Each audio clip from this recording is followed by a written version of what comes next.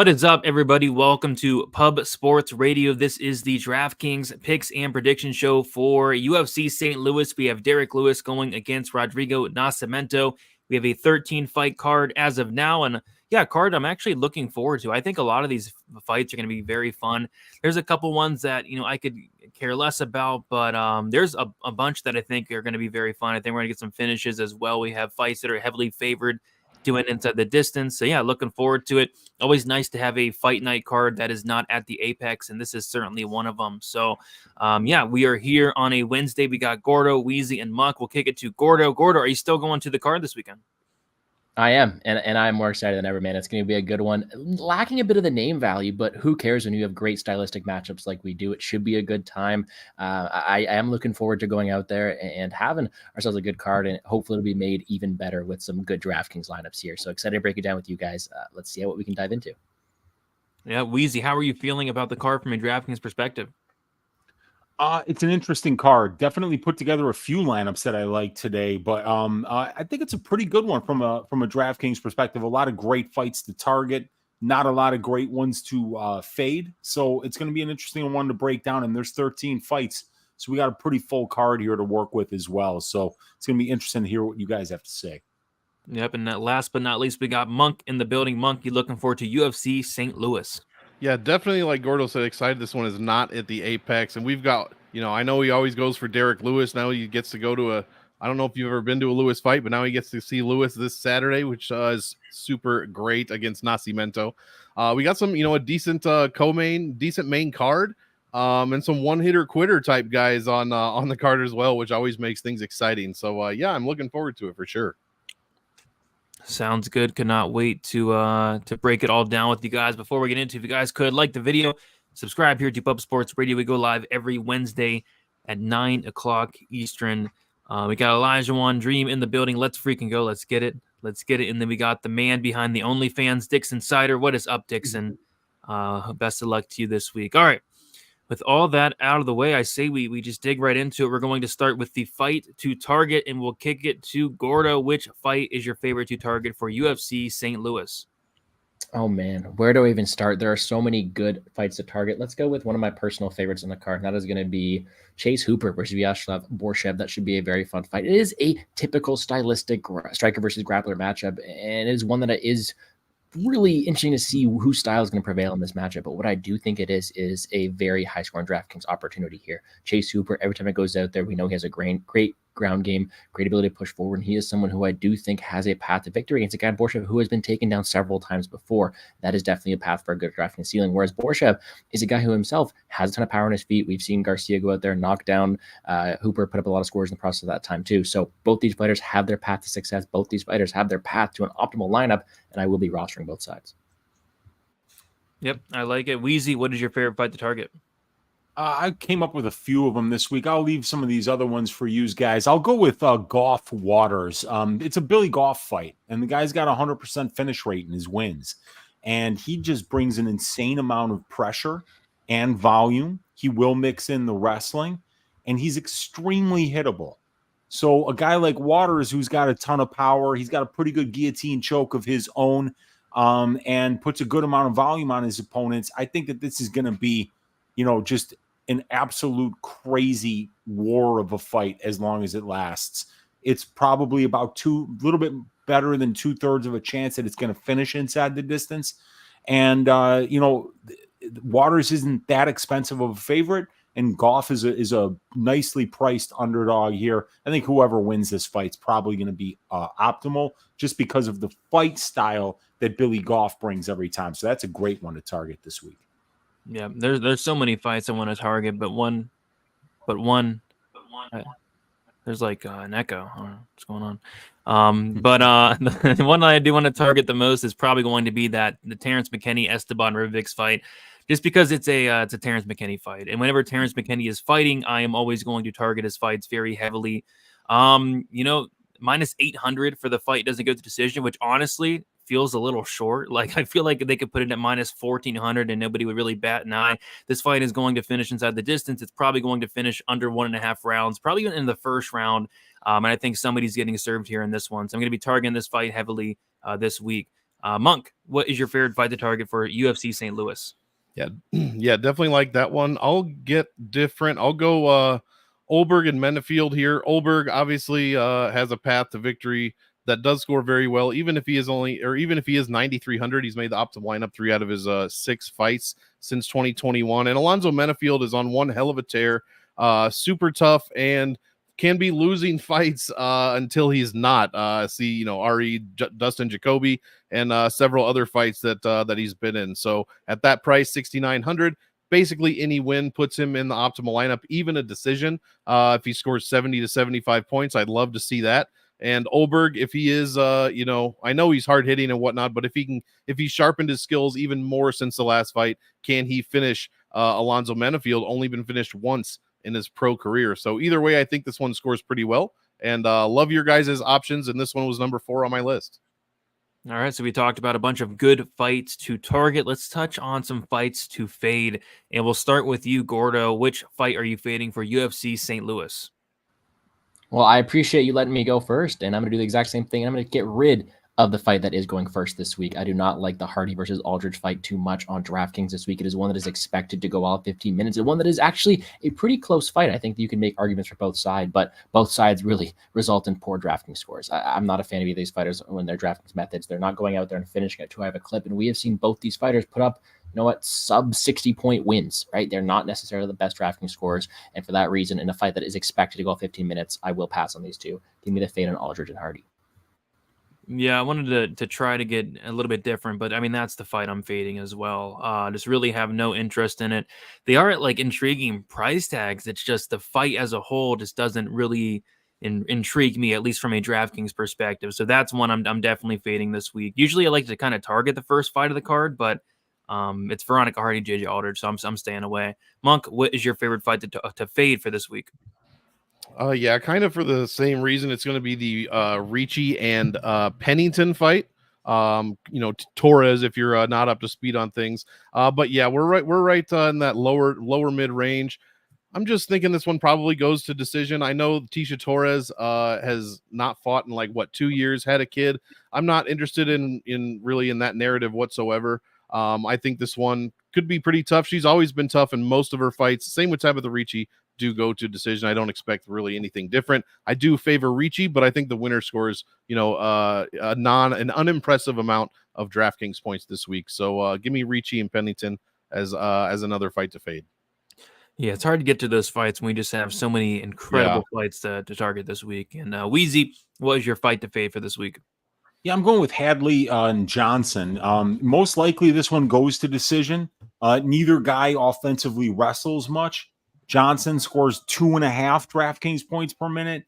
Hadley scores 2.48. I mean, this is an easy stay away, and it's probably, right now, the way the bookies have it, this thing goes to the judges 70% of the time. So at 2.5 points per minute, you're looking at a sub 70-point win in a decision. So that's a pretty good one to fade. Yeah, I agree. I'm not going to have much of it myself.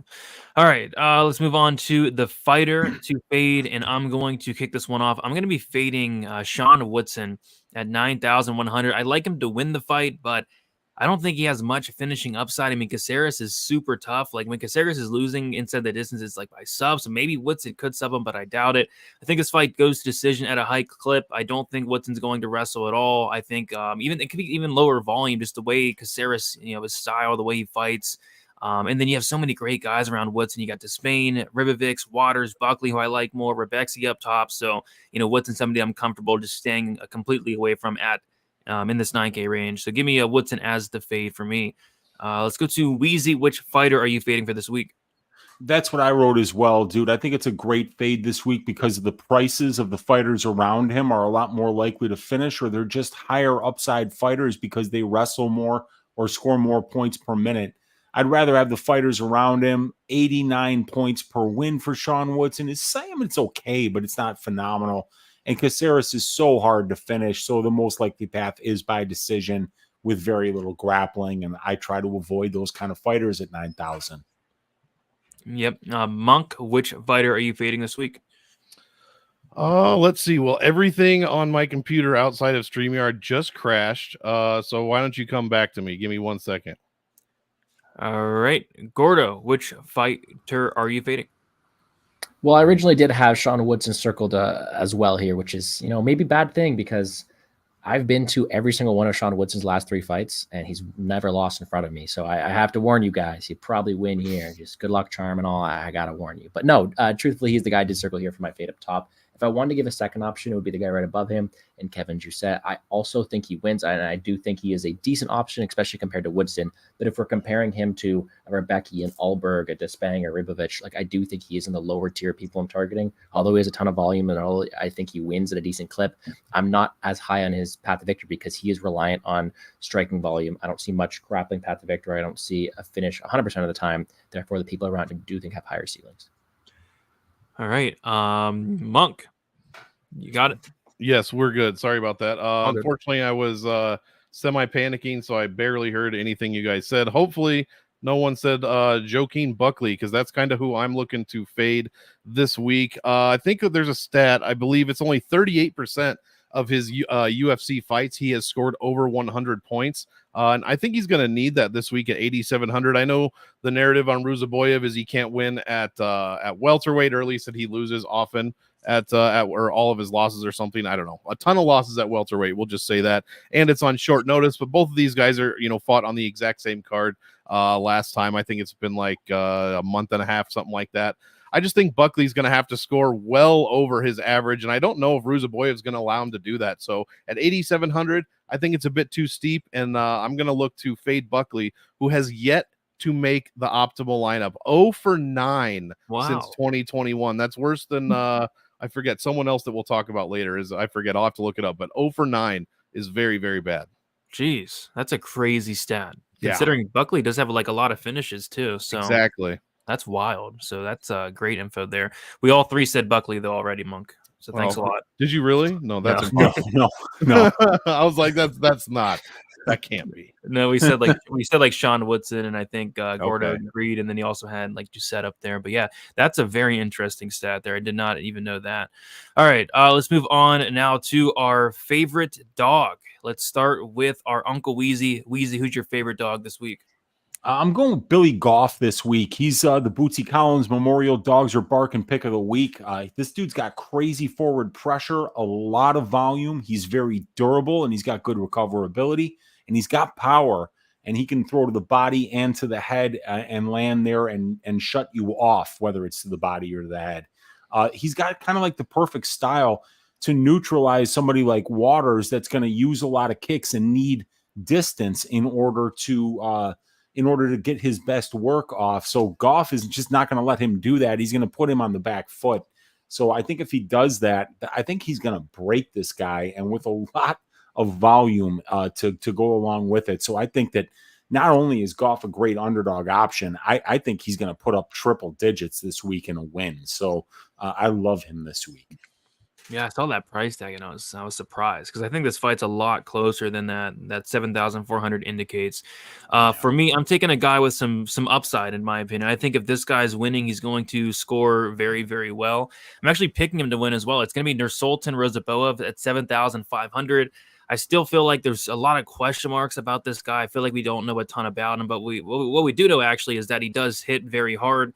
Has a submission game as well. And, Buckley, he's been finished quite a few times. He's been finished against Kevin Holland, DiChirico, Chris Curtis knocked him out as well. So, yeah, Nursulton, he's 6'5". This fight's going to be at 170. He's going to be just towering over Buckley. It would not shock me if Ruziboev went out there and got another first-round finish and we still learn nothing about him once again. So, give me Ruziboev for that first-round upside at 7,500.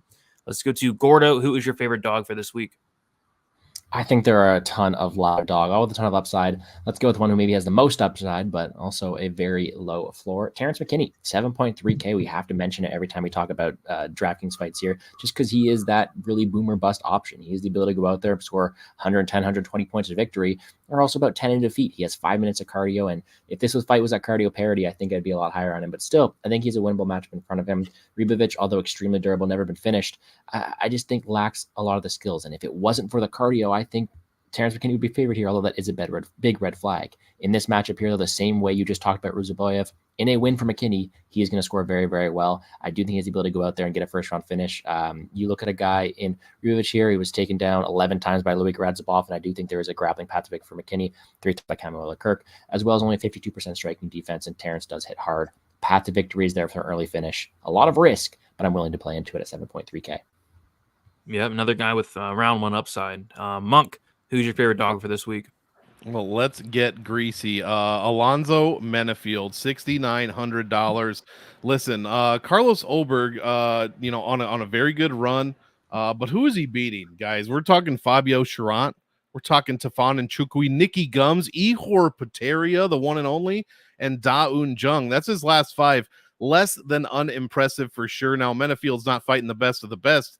Asker Mozarov is on his last 5, for God's sakes. But after that, it's Misha Serkinov, Jimmy Crute twice, and then Dustin Jacoby, most impressive, a fight in which he was getting outstruck for basically the entire time. Did land a knockdown there at the end to help his score out and get that win. Big win, in my opinion, over Jacoby there. So I don't know that, like I said, I think I mentioned earlier, Menifield only been finished once. I don't know that Ulberg is going to be able to do that, especially early. And if this gets to all 15 minutes, and Menifield, obviously the most tenured UFC fighter that Carlos Ulberg has fought, at least in his last 5, by far. I mean, maybe you could put all these guys together and come up with something around Menifield's experience time-wise. But yeah, I think this is way, way, way too wide. And I'll definitely be rostering Menifield, one of my favorite dogs, at 6,900. Yep, I'll be talking about Menifield later in the show. That's for damn sure. So yeah, we got the favorite dogs. Let's move on to the prize picks section of the show, and I'll kick this one off. So I'm going to go with the Jake Hadley more than 45.5 significant strikes. This is a fight that I feel like is primarily going to stay standing. You know, Jake Hadley's landed 0 takedowns in the UFC, and maybe that changes here, but I do think it's going to stay standing for the most part. And then on the feet, I could see this looking a little bit like that Candelario fight where Jake Hadley was just extremely high volume. He landed like 90 significant strikes in the first 7.5 minutes. So I think these two are going to stand and bang. I think this fight does go 15 as well, which I like because Charles Johnson is next level durable and not really a finisher in his own right. So I think this soars over that 45.5 significant strike mark there. So give me more for Jake Hadley, significant strikes. Gordo, you have a prize picks play for this week? Yeah, I think there's a couple decent ones. I'm actually going to go with a more as well, and that is going to be over significant strikes for Veronica Hardy. Stand 49.5. I know I just mentioned this fight isn't a great one to target, but I do think it's one that's going to be contested on the feet, where her biggest asset here is going to be the volume. She was able to go out there, hit over on that number against Bialecki, against Juliana Miller, and I do think in this matchup here against Aldridge, it is primarily going to be taking place in the feet, where damage is going to be able to be dealt. Aldridge can be hit. She will go forward, and in doing so, I do think it gets over 49.5 strikes. Should be a good one. Don't mind your play at all either, though. No, I like it. I wrote yours down as well. Monk, what do you have for prize picks this week? Well, weirdly, I've got 3 overs, so I'll give you one of my favorite ones, I guess. Mateusz Rębecki over 2.0 takedowns. Not sure why this isn't 1.5 or 2.5, but it said 2.0 earlier this morning, so that's what we're going to go with here, fighting CDF. Listen, this is what Rębecki does, and it's just a matter of can he land enough of them to cover that before, in my opinion, he wins the fight. I think, yes, CDF been taken down 5 times by Dariush, 4 times by Gillespie, 4 times by Mateusz Gamrot. If that says anything, A, it's that he likes to get taken down, and B, is that he gets up and gets taken down again, and that's the most important part of this pick, which I like here. So give me Mateusz Rębecki over 2.0 takedowns landed. Yeah, I mean, if he wants takedowns, he is absolutely getting them. Yeah. Weezy, what do you got for prize picks this week? You know, I kind of like that. I had to double look at it because I looked at the Robelis Despaigne under for fight time, and it's at 4.75, but then I saw it said minutes and not seconds. So I like the under. You know, I mean, I think that this is going to go under 4.75 minutes, and I think it might go under 4.75 seconds. This guy's crazy, and he just seems to have that death touch. Even if he doesn't land clean, you see dudes just dying when he lands. So I think he's going to land early, and I like that under 4.75. Like I said, I'd be surprised if this thing lasted 60 seconds. I really would. Yeah, so I write down my favorite 5 Prize Picks plays, and number 1 was my Hadley more than significant strikes. Number 2 was Veronica Hardy more than 49.5 significant strikes, and number 3 was the Robelis Despaigne less than 4.75 fight time minutes there. So maybe I'll make a play with those top 3 that I have there. And number 4 was Sean Woodson less than God 80. Damn it, Mateusz Rębecki over 2 takedowns, bro. No, I didn't get to that. I put Sean Woodson less than 87.5 fantasy score was my 4th there, because I just think that fight's gonna kind of blow, to be honest, sadly. But we'll see. All right, let's move on now to our favorite GPP play, and let's start with Monk. Monk, what are you liking for a GPP play this week? All right, a bit risky because he can't stuff takedowns, but Slavaklaus, Viacheslav Borshchev here, if he somehow can stop a takedown or just end this early, like a la Steve Garcia with his fantastic striking, that's what we're looking for here. I think it's a great GPP play. Going to be tough to I was going to say tough to play it in cash, and then I looked at my cash lineup. So just give me, so I'll just stop that sentence and give me Slavaklaus here. He scores fantastically well so far when he's winning. He beat up 134 against Machate in a second round KO. You only get 70 points for that second round KO, which means he scored 64 in the meantime in 7 minutes. Love to see that on the feet. 112 against Dakota Bush. Can he stop the takedowns? That's the risk. But I think there's plenty of reward making him a great GPP play.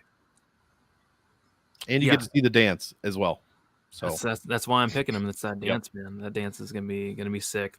For me, I'm going with Robelis Despaigne. He is at 9,000. Yeah, this guy has a ton of upside, and it's not often you have a guy with like 60-second finish upside. We all talked about it for the Josh Parisian fight. He got that 60-second bonus, and although Waldo Cortes-Acosta is a lot better than Josh Parisian, I don't think it matters. Like, I still think Despaigne can knock this guy out with the first punch that lands, because that's what he does. He's 6'7", 87-inch reach, has the death touch. Yeah, I think Despaigne, his ceiling's a 60-second win. And I think, worst case scenario, he's probably winning in the late first round. So if this fight, of course, gets to the second, there's going to be some serious problems you got to imagine. But I think that's a big F with this guy. I don't know if Waldo's going to be able to survive 5 minutes with Despaigne here. So I like Despaigne as a GPP play this week. And he's not even that expensive, only $9K. We'll go Gordo. What's your favorite GPP play this week? I have Despaigne written down as well, but why not go to the OG of the early knockout upside in Derrick Lewis here? Most knockouts in UFC history, 8.4K. They're not giving Rodrigo Nascimento a main event. They're giving Derrick Lewis a main event here, and it's a questionable main event at that, but still, it is his show to go out here. He just went out there and took his pants off in front of the crowd after a flying knee. They're looking to give him a shot here to have success against a guy who was knocked out by Chris Daukaus. To me, at 8.4K, there's quick win bonus upside, round 1 KO upside, and although it's never fun to trust a low output guy like Derrick Lewis, or there's definitely some risk behind it, he is still a guy who has a ton of knockout power, who is extremely dangerous out there. And the number 1 rule in my channel is you don't bet against Derrick Lewis. So I am going to go out there and pick him for that GPP play.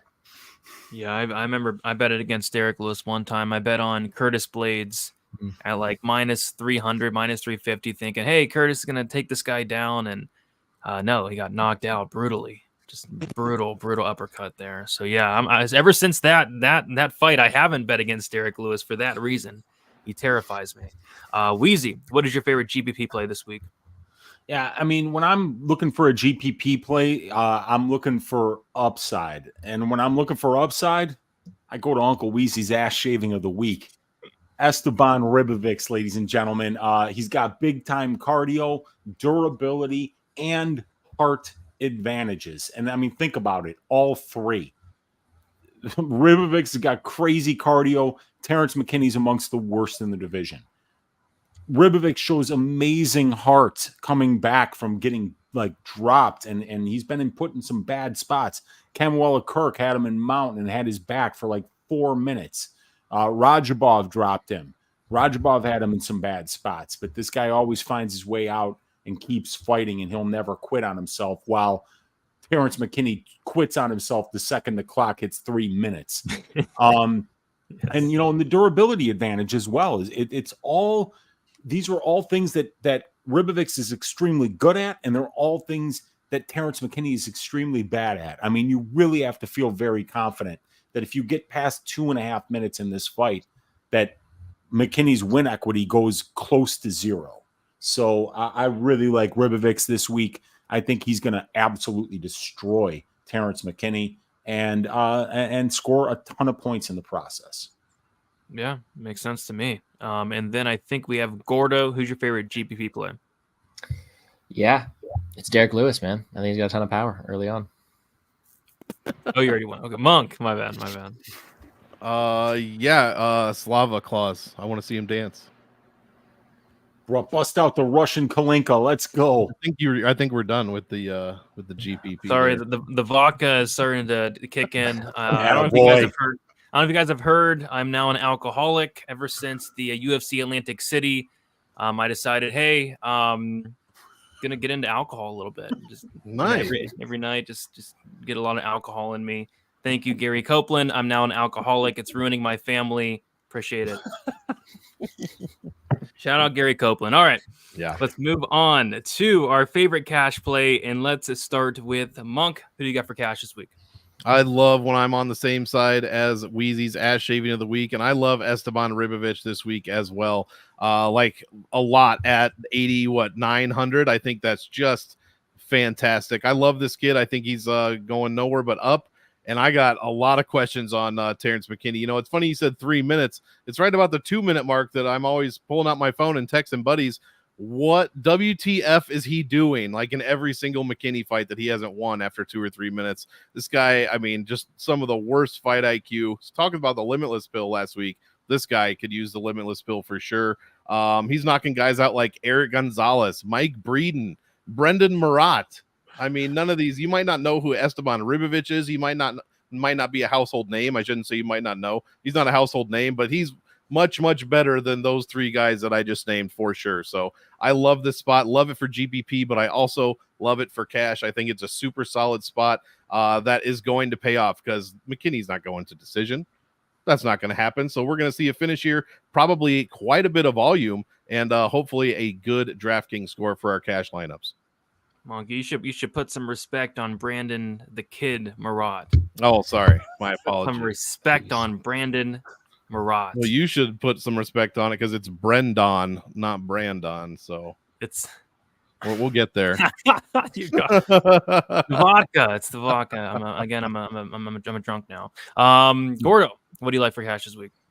Yeah, for cash this week, we're going all the way up top. Mateusz Rębecki, 9.4K. Nothing really more to add to this one. He's the biggest favorite on the card against an older fighter there in Ferreira. And even at that, it's not even the age, just how dominant Rębecki has looked recently. I have been hesitant on him, but there's one thing he has. It's a forward pressure, ability to finish fights. And I do think he has the highest win the highest win probability of anybody on this card. And I do think in doing so, there's a lot of live dogs this week. You can get up to him at 9.4K. He's my cash play.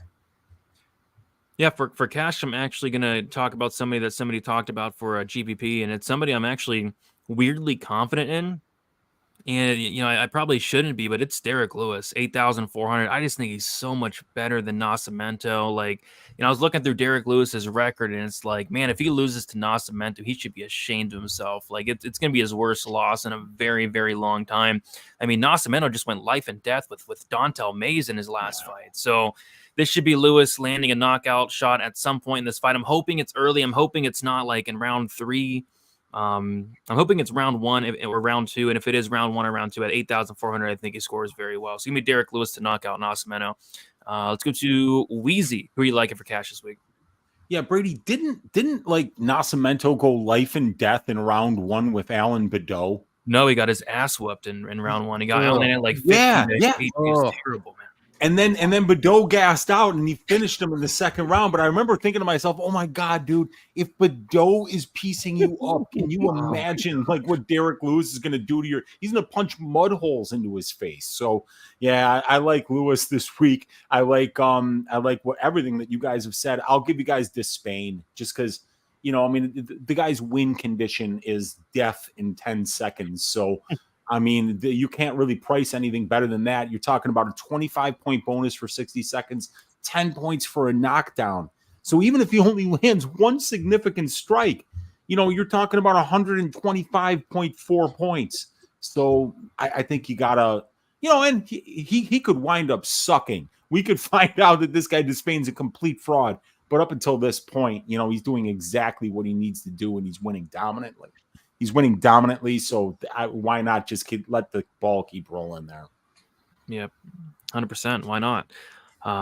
So yeah, let's move on to our favorite value play now. By the way, if you guys have any questions in the chat, type them into the chat. Dixon, usually by now we have at least 2 or 3 questions. I don't see any from you, so very disappointed there. But maybe you'll get going.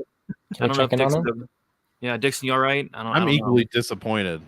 But we have 0 questions from Dixon, and it's we'll see if he gets them going. But favorite value play, I'm talking about somebody who Monk talked about for his favorite dog. It's Alonzo Menifield at 6,900. This price tag it really makes no sense to me. I'm picking Ulberg to probably win the fight. I think he's going to be the much better minute winner here, but Menifield has multiple paths. I think Menifield can potentially mix in takedowns. He's shown the ability to wrestle. He's shown like submission grab, has a couple submissions in the UFC. And then on top of that, he hits like a truck. And we've seen Ulberg knocked out before. We got knocked out by Kennedy and Nzechukwu. So I think Menifield has some paths here at a very cheap price tag at 6,900. I think there's some value there. Gordo, who's your value play for this week? Yeah, you talk about Monk's underdog. I'll talk about your underdog as my value play. Nursulton Ruziboev, 7.5K. And don't get me wrong, I'm picking the St. Louis boy here in Joaquin Buckley. Gun to my head, that's who I would choose. But DraftKings-wise, 7.5K for a 6'5" guy here is going to go in there whose win condition is theoretically in round 1. A guy who has knockout power early on, who has got 2 early finishes in the UFC so far. That's a really cheap salary. And although there is still stuff to learn about him, what we do know is he's powerful, he's dangerous, and we have seen Buckley knocked out before. So in my opinion, the win condition for Ruziboev scores very, very well at a very, very cheap salary, 7.5K. Allows you to get up to a lot of other options. It's a decent value in my opinion. All right. Weezy, who are you talking about for the value player? It was Derrick Lewis for me. I mean, this win condition is a KO, and all I could think about was I tripping? But I thought, because you know why I think I remember that is because I think I had money on Nascimento against Bordeaux, because I'm like, there's no way he's going to lose to this guy. And like 3 minutes into the first round, I wanted to put my head into the oven. He was getting pieced up, so I'm just figuring Derrick Lewis lands a big shot here. And even if he doesn't, man, he might land a big shot in rounds 2 or 3. He just doesn't. He outputs no energy until he throws. So he could get finishes later in fights. He's done it before. So yeah, I think he's a really good value spot this week at 8,400. So riddle me this. In that Bordeaux fight, and I'll never forget that fight because I was very high on Nascimento as well. But in that first round, Bordeaux outlands Nascimento 50-18. In terms of significant strikes. Nascimento goes 0 for 3 on takedowns against Bordeaux, and Nascimento fails a drug test. This guy was on the juice and does that. Dude, you know what it was? He did test positive for Ritalin, so it was like a Myra Bueno Silva situation. Like it was prescription. It wasn't like he pissed hot for Ostarine or some shit like where it was like, oh my God, he was on the juice. And he had to wait for Bordeaux to get tired to finish him, Maybe Bordeaux's just that good. Oh, maybe. At 0-4 in the UFC, maybe he is just that good. It just wasn't his time. Oh, yeah, I'm looking at Bordeaux right now. Did he get cut? Yeah, he is 0-4. He lost to Parker Porter. He lost to Josh Parisian. He's got a win on his record where he was literally knocked out in the third round by a guy who was high on marijuana. And the fucking Canadian Commission, Gordo, you got to talk to your uncle, to somebody up there for your Uncle Weezy, because the Canadian Commission not only turned the fight over to a no contest, they took the win away from the guy that beat Bordeaux, and then gave the win to Bordeaux, saying that the amount of marijuana in the other guy's system was enough to be a performance enhancer. And I'm here to tell you, so none. It is not a performance enhancer. If you're an athlete, marijuana is not a... Look, it doesn't matter if you're an athlete. It's just not a performance enhancer. It's fun. You can watch shitty movies and enjoy them, but it's not a performance enhancer. So Sorry, I went off on a little tangent. No, I mean, I'll speak to my guys. Don't worry. I'll take care of it. Thank you, Gordo. That's all I ask. All right, we got a little bit off the rails, but I mean that's what we do here. Who still needs to give their value play? I think maybe Monk. I think me. You guys took all of mine. I had all those down, so I'll just give you some. I usually give underdogs in this situation, but I mean, for reasons Weezy said, it's Robelis Despaigne. Even at 9K, the dude holds value. Like he said, one shot, one knockdown, and one finish inside a minute is going to land him optimal. Michel Pajeda was 9,600, and he had trouble because he only scored 117 in his first minute finish. But this is a much different scenario and a much cheaper salaried guy in Despaigne. So I love the upside, and I think there is still value somehow at 9K, like good enough value to make the top of the list. So yeah, Despaigne here in the win. Yeah, I mean, it certainly could look value when it's all said and done. So yeah, I'll move on to the dart throw. We'll start with you, Gordo. Who you liking for a dart throw this week? Man, I didn't mind looking at Menifield, but you guys have talked about him a bit already. Let's actually do the opposite of the value play of Despaigne here. I'm picking Despaigne, but I do think Cortes-Acosta at 7.2K is someone who may go a bit overlooked this week. You have a ton of power in a guy in Despaigne. Of course, he's the A side of this matchup, but what happens if he doesn't get a first round finish? What happens if he gets taken down? There are so many questions that are not understood. And although I'm still picking Despaigne, I still think there is some value on a guy for a dart throw on Cortes-Acosta, because I do think it's a heavyweight fight. He can still be clipped, and I do think that there are questions with the ground game and cardio that allow him to have some upside at 7.2K. Cortes-Acosta scored under 50 points against 900-year-old Andrei Arlovski. He's still someone who I think has the more proven cardio, the more proven ground game shot will go there, and fought by the level of competition. It's a dart throw. Don't go crazy on it. It's just sprinkle a little bit in there. I am willing to have a bit of shares on him just in case Despaigne isn't all of that. Yeah, I mean, if you got points from dancing, I mean, Waldo would have scored a ton of points in that Arlovski fights, but sadly, they're not scoring dancing anymore. I think they used to back in the day. Weezy, who you liking for a dart through this week? Dude, you remember when Ferreira scored 175 in a loss because of the dancing? I mean, like they had to like change the rules, dude. Those were the days, man. But for the dart throw, I think Jared Gooden is somebody that people have forgotten about a lot. And Jared's a finisher, and he's very experienced. Dude is 2-0 in the UFC when he finishes. So recency bias has him being a little bit overpriced in terms of juice set. I mean, so I believe that Gooden, scores 105 points per win. So if he wins, he's going to be low owned. He's going to be high upside. Dude's undefeated to the submission, and he's got a ton of power in his hands. So I think he's definitely got some upside, even though I think Jousset wins this fight by decision. I do think that Gooden at 7K, man, that's a great punt this week because there's a lot of upside there, and he's probably going to be pretty low owned. Yep, I went with the same one. Gooden, 7K. I think his win condition's a knockout. I'd struggle to see him winning by decision here. And Jousset, although he's a tough guy, he is kind of hittable. Like I think Gooden will have some opportunities to land some big shots here and maybe finish him at some point. I am picking Jousset. I think is going to be the clear minute winner, and I think really minute for minute it shouldn't be that competitive, but it only takes one from Gooden, and that's what he's really good at. So yeah, Monk, who's your dart throw for this week? I'll use the same strategy as Gordo, picking a guy that I'm fervently picking against in the real world, and that's Terrance McKinney, because inside of those 2 minutes, he is extremely dangerous. It'd be stupid to argue anything else. He has the power early. He's got great submission upside early as well. Personally, I don't think it's going to happen, but this category is dart throw, and at 7,300, a very quick first minute or 2 minute win would definitely pay off here, especially against a guy like Ruziboev. So it would pay off in multiple ways. So we'll go with Terrance McKinney for a dart throw this week. All right, we did it. Now we're going to move on to our results from last week. We'll give our lineups for this week. We'll give our quick picks, and we'll answer any questions. I do have 2 questions starred. Both are from Dixon Siders. Appreciate you, Dixon. Still like a question or two away from usual, so hopefully you're all right. But at least disappointment is waning, but it has not yet dissipated. Yeah, so at least we got 2 questions in there. So yeah, if you have any questions, guys, just type them in.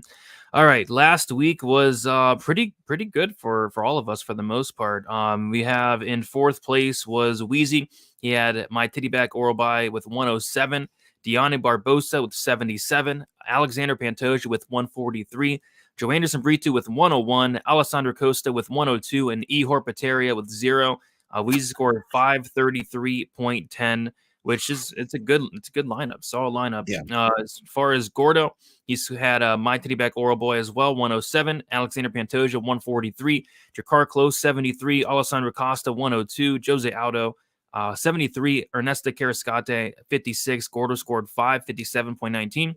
And second place was myself, my titty back oral boy 107, Alexander Pantoja 143, Joanderson Brito 101, Mauricio Hufi 110, Alessandro Costa 102, and Karolina Kovacevic 117. I scored 583.09.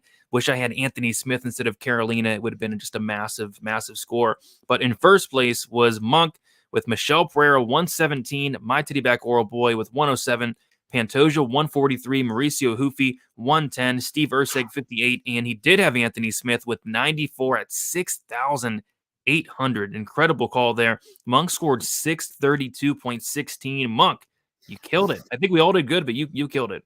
Boy is on a heater this week. I think it came down to Steve Ursig. Needed 10 points, and I was going to win, and good thing for him, or good thing for me. He did very well, performed very well in that fight. But yeah, Anthony Smith, fantastic. My Omaha guy, 402, stand up, first round victory. Thought you forgot. Let's go. Yes, sir. Big Show talking about the memberships. Yeah, if you guys want to join Pub Sports Radio, become a member. It is $5 a month. Not a ton of people here in the chat tonight. I think it has a lot to do. Like, I looked, everybody's live right now. So, it kind of sucks, but there's like 10 different MMA channels that are live. It is what it is. So people will probably get watching on the replay, I'm sure, which is fine as well. All right. So lineups for this week, we will start with Gordo. What do you got for this week? Oh, with me this week. All right, let's go with Robelis Despaigne up top. Let's go Derrick Lewis, a guy I did not talk about, but I'm playing at the upside of Jake Hadley this week, 8.6K. Billy Goff, 7.4. Terrance McKinney, 7.3. And Carlos Ulberg, 9.3. We have 4 the same. At least we don't have the same lineup this time, Gordo. You won that battle last week. You're not going to win it again, You're right. You're right. So we do have 4 the same, so we're pretty close there. Weezy, what do you got for this week? All right, so up top, I've got Mateusz Rębecki. I've got Robelis Despaigne, Esteban Ribovic, Derrick Lewis, and then we've got as underdogs, we've got Billy Goff and Alonzo Menifield. We have 4 the same as well, so it looks like we're all 3. I thought we were going to have the same lineup actually, but we were close. I went a little bit different, a little bit risky. I think that might be why. But Monk, what do you got for this week? Here, I thought I was getting unique again. I'll go Mateusz Rębecki, Esteban Ribovic, tall ass Trey Waters, Viacheslav Borshchev, Nursulton, Ruziboev, and Alonzo Menifield. We have 2 the same here. I'm going Rębecki up top, Despaigne up top. I'm going with Derrick Lewis. I'm going Slava Borshchev. I'm going Billy Goff, and then I'm taking that first couple minute upside of Terrance McKinney. We'll see what happens. All right, let's get to some questions here, and we will go to the first question. Can we get one pick each? One pick from each panelist. Sorry, I'm drunk. Of a fighter they like to win by decision, so we can parlay and round robin them. Sure, Dixon. Since you're in here and being nice and commenting. My pick is Sean Woodson by decision. Anybody else like somebody to win by decision? That's not Sean Woodson.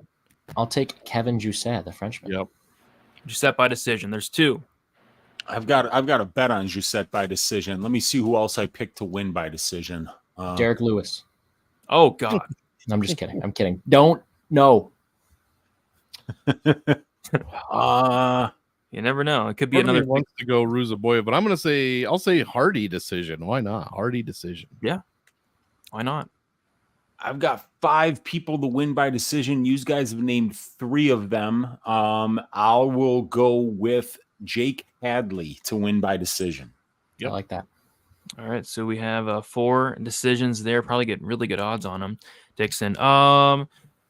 Let's see. It's not a question, but super quick, just a little comment. Olajuwon mentioned Pantoja scored 145. He actually scored 143. That's not why I'm bringing this up. Outside of Max Holloway scoring 209 points in one fight, is there a more impressive stat overall that you've ever heard than Pantoja scoring 143 points with rounding in 3 straight fights? That's absolutely mind-blowing. It might be the biggest 3-fight score stretch that we've ever seen. I have to go back and look, but yeah, that's mind-blowing to me. That is crazy. Let's see what other questions we got. Did you guys see the picture of Jake Hadley clinch here today? Brady pull it up so everyone can tell us what they think about it. Yeah, I saw it. I thought I was watching Lord of the Rings. I'm not sure how this guy makes weight on Friday. Yeah, I don't think he should be a flyweight anymore. I think he should move to bantamweight. I think he'd be fine there. You know, this guy's killing himself to make weight. People shouldn't look that shredded, especially you can't on get wins over Wednesday. Malcolm Gordon. You can't get wins over Malcolm Gordon at 135. No, that's true. He doesn't fight at 135. That's the problem. That's crazy. Like, I don't know how much weight he still has to cut, but it's only Wednesday. Hopefully none. He's looking like that. So yeah, hopefully none is right, dude. Because if he misses weight again, they're going to send him up to 135. He's already missed it 3 times? Yeah, he missed weight on the Contender Series. I think he missed weight against Malcolm Gordon, didn't he? Yeah, he did. He missed weight at least once in the UFC, but I think it might be twice. But he also missed weight on the Contender Series. Yeah, weigh-in's going to be very interesting for a couple of these fighters this week. Yeah, but yeah, Ruziboev at 170, that's going to be crazy. Yeah, that kind of scared me. That picture that Clint posted today. I have nightmares about something like that. Let's see here. You saying Merab would be close? I imagine. I think I actually looked at Merab second. I looked at him and Wiley, and it was kind of close, but not really. I think Max rattled off I forget whatever 143 times 3 is off the top of my head. I don't remember, but Max was close with that 200 in there, I think, but nobody else. I don't think Merab hit it. Because Merab has instances like the Aldo fight kind of screwed him. He scored like 70 or 80, so he has fights like that occasionally. Fight? He didn't get any takedowns in that fight. Sorry, Brady. Yeah. No. That's all right. Yeah, Brady's drunk. He doesn't give a shit. Thank you, Gary Copeland, once again. Which fight that's heavily favored to end inside the distance goes the distance? So Nascimento, Lewis, minus 1,400, fight doesn't go. Despaigne Costa, minus 800, fight doesn't go. McKinney, Ribovics, minus 800, fight doesn't go. Borshchev Hooper, minus 325, fight doesn't go. Buckley, Ruziboev, minus 285. That one. Go. You think it's that one? And then the next after that is Ulberg, Menifield, minus 290, fight doesn't go. That one. Rębecki, Ferreira, minus 225, fight doesn't go. And then Waters, Goff, minus 205, fight doesn't go. So a lot of fights very heavily favored, and you think it is the Buckley I like the I like the Ulberg Menifield one more. I think you said it was minus 2. I could see that one going the distance. Yeah, I could see Ulberg winning that one by decision. I could see there being a lot of cage pushing because Menifield is actually really good at just kind of holding people up against the cage. And when you're as tall and accurate and fast as Ulberg, I don't know how long Zoe's going to want to be at distance striking range with that dude. Yeah. I mean, maybe if the fight's fixed, maybe Nascimento can mount Derrick Lewis for 25 minutes. Maybe another him and his boys can cash in. Look at that corpse guard on Lewis. Okay, I think we have one more question here. So if Ruziboev misses weight by 1 to 3 pounds, which I believe he will, do you guys still think Buckley takes the fight? If your answer is yes, do you think Ruziboev knows this and might miss weight on purpose? Joaquin Buckley's fighting in front of St. Louis on Saturday. Yeah, he's not turning down a fight because Ruziboev shows up heavy. And he's talking so much shit. Like he's gonna go through this guy fast. He's gonna look like a bitch if he's like, no, saying he can't even afford to check into the hotel, bro. Yeah, I saw that, man. I saw that. 20% of 12,000. You ain't gonna get shit from him if he misses anyways. Yeah. Hopefully, Robelis versus Acosta goes the distance so I can get a free month of probability. I thought it was if Robelis wins the decision, it just has to go the distance. Oh, Jesus, yeah. He said if Robelis wins a decision, he gets a free month of probability, and that's the deal. Yeah, but I'll tell you what, if it goes the distance, I'll give you a free month of probability. There you go. There you go. That'd be wild. All right. So yeah, we got through some questions. We'll give our quick picks and then we will head out of here. We will start with Uncle Weezy, what are your quick picks for UFC St. Louis? Yeah, quick picks are, for criminy.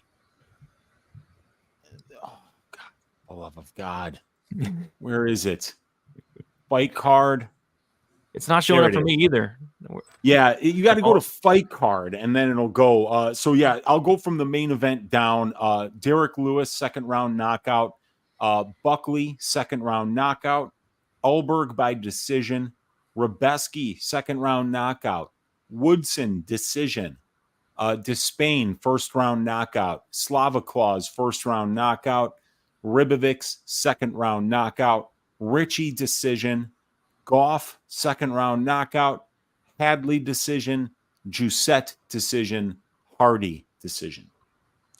All right, Monk, what are your quick picks for UFC St. Louis? Let's go Lewis. Round 2 KO. We're gonna go Ruziboev decision. We're gonna go Menifield decision. We're gonna go Rębecki. Round 2 KO. We'll go Woodson decision. Despaigne KO 1.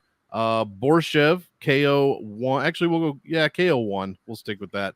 Ribovic KO 2. Ricci decision. Waters decision.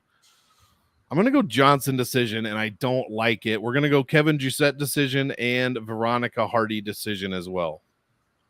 All right. I'm going to go with Derrick Lewis, 1st round knockout. Ruziboev, 1st round knockout. Ulberg decision. Rębecki, 3rd round knockout. Woodson decision. Despaigne, 1st round knockout. Borshchev, 1st round knockout. Ribovics, 2nd round knockout. Torres decision. Goff, 2nd round knockout. Johnson decision, Giuseppe decision, and Hardy decision. No submissions on this card, believe it or not, for me. Gordo, what do you got for this week?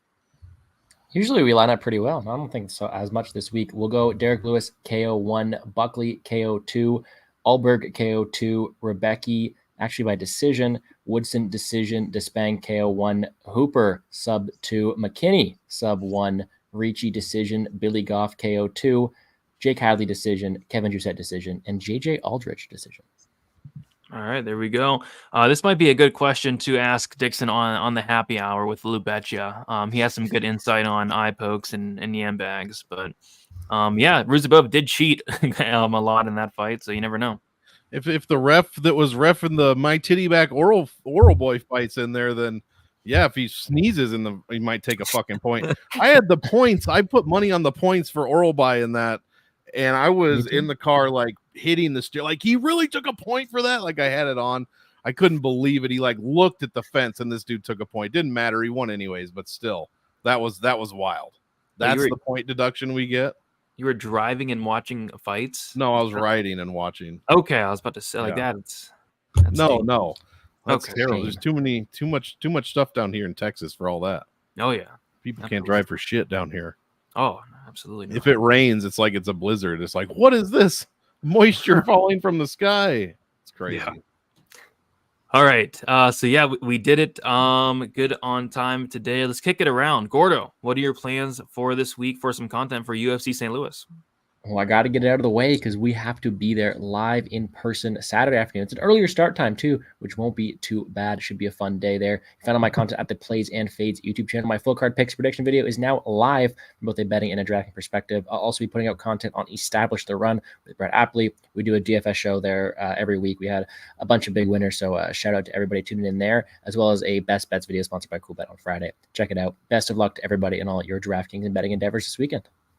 Looks like we got a 4 o'clock start time. According to 3 Central. It's not bad. Not bad. Fights get done around 10. I like it. I can dig it. Monk, what do you got going on for some content for this week? Yeah, that is fantastic time for a card, in my opinion. Not much. Definitely this guy right above me is coming back to defend again. Two-time winner on the Bankroller Bus Show. So right now it is Gordo defending his crown. We've got Guru scouting MMA and then one more TBD. So that'll be getting recorded tomorrow and going up before happy hour at 11 p.m. on the MMA Engine channel with me and Lou Betcha. Be sure to check it out. Sorry. Yep, go check out Monk and all his content. We got Weezy. Weezy, what do you got going on for some content for this week? I think you're going to have 3 shows today. Busy day for you. Yeah, busy day today for me. We were trying to adopt a dog last night and finishing up that process, hopefully tonight, tomorrow. But either way, 9:15 Central Time, 10:15 Eastern Time, Propability, members only. Join the Patreon, join the Dub Club, join the Propability tier, and you're going to get access to this members only content that we're going to be breaking down all these plus EV bets on all the fights for this UFC St. Louis card. So check it out. Probability starting 15 minutes from now on your Uncle Weezy's Patreon or Dub Club. Join up now. Be part of this community going forward. We're going to be doing some great work, and you're going to get access to some fantastic analytics and statistics. Let's stack cash tickets like flapjacks for UFC St. Louis and bathe in the blood of our vanquished Draftkings enemies. Let's go. Let's do it, man. I'm looking forward to Probability.